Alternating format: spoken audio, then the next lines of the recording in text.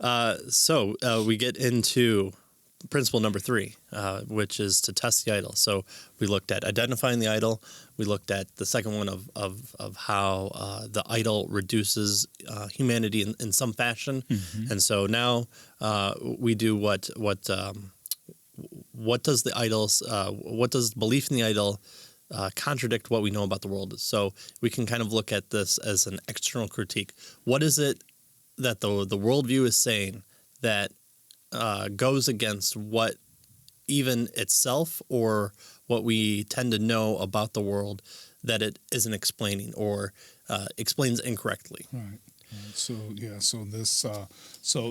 want the worldview is not comprehensive in terms of its explanatory power. Right. It leaves unexplained too many things. And if it does that, then it's not a good worldview. Right.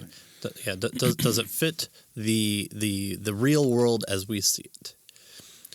And so when we think that human beings are morally responsible, but yet justice is only a mirage, that we kind of come up against a brick wall of our actions. Unless humans have free will, we will not develop a sense of identity or self-worth, because everything I do is really the work of an unconscious automatic force, right? So I can't be held responsible for the murder that happened. It's just a series of cause and effects that led me to this. And so murder was just the on the other side of the equals equation.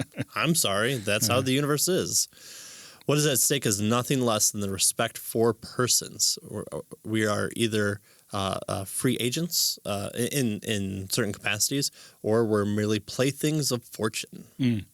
Free will has thus become kind of a stand-in for a whole range of human qualities and depend on it, and that's why so many in the philosophical world talk about this subject and are forced to deal with it because it's so prevalent within us. Right.